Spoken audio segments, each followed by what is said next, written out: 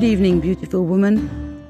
Welcome to Isaya's Inspiring Evenings, a podcast full of goddess stories, witches' secrets, colors of women and fairies' seasons to integrate serenity, abundance, joy and magic into your life.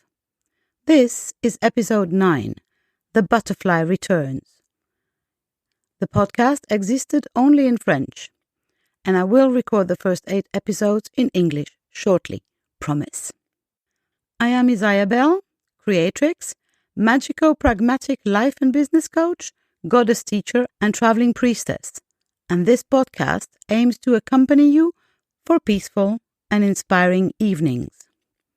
Isaya's Inspiring Evenings is a podcast published every week on Saturdays, and you will find more info and the references I'm talking about on the website IsayaBelle.com shortly.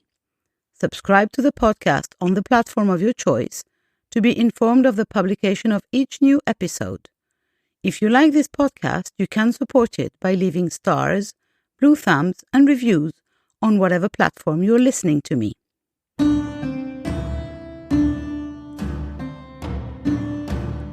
And so, discreetly, 7 months have passed since my last podcast, since my last article on the blog also. Life has taken over, or rather death, since these few months have been a period of mourning for the death of my father. I come back to you today full of new enthusiasm, refreshed, regenerated by this absence, emptied and full at the same time. The return of the butterfly. Like the caterpillar or butterfly emerging from its cocoon after a long process, a long journey in the dark, I open my eyes again. I slowly extricate myself from my gungi and begin the cleaning process that will allow me to unfold my wings and become a full butterfly. Like this caterpillar, like this butterfly in the making, today I embody change. And as you may know, change is not always pretty.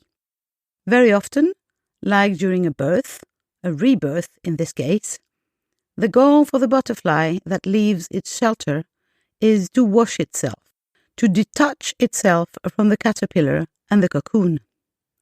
If I abandon this metaphor here for a moment to explain myself more clearly, I mean that this moment in my life is the one where I let go, where I give up, where I cleanse myself of my past, of the limiting beliefs that held me back, that have kept me a caterpillar. I choose today, after a few months of gestation in my shell, in my shelter, in the darkness of my cocoon, to go out again in the open air. I choose to put my 2 feet on the ground, take a deep breath, and prepare for flight. And to prepare myself, to prepare my wings for flight, I choose now, in this moment of time, conducive to new beginnings, to eliminate from my life and my daily dwellings all the limiting beliefs that do not really belong to me anymore. And I also choose to let go of the perfectionist belief that has cost me so dearly in the past and kept me from flying ever so often. Word of the year. Besides, my word for this year is the word flight. It just jumped out to me. If you want to know more about this idea of words of the year, how I choose it, and how you can choose it too, I invite you to go read on my blog the article on this subject. Just click in the description. This year, I choose 2 words, since the word quicksilver imposed itself to me also. It is an ancient synonym for Mercury, in Greek Hermes, this god and this extravagant metal, half liquid, half solid, remarkably mobile, often called androgynous, symbol of change, magic, travel, and curiosity.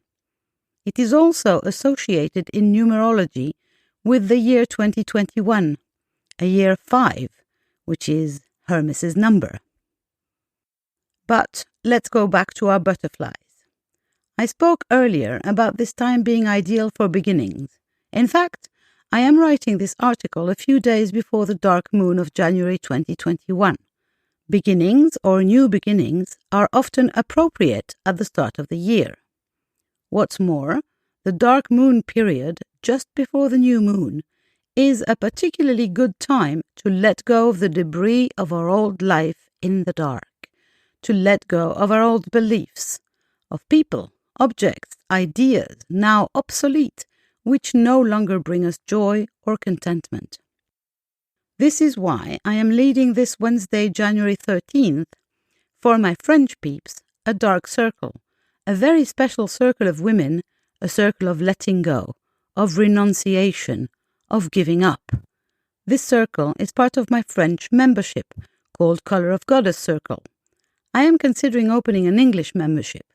Tell me if you would be interested to join and transform your life one circle at a time.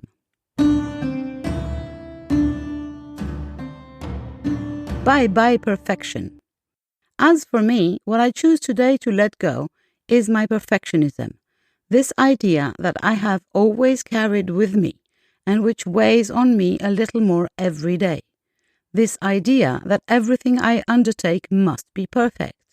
I let go today of the belief that only perfection in each of my endeavors will bring success.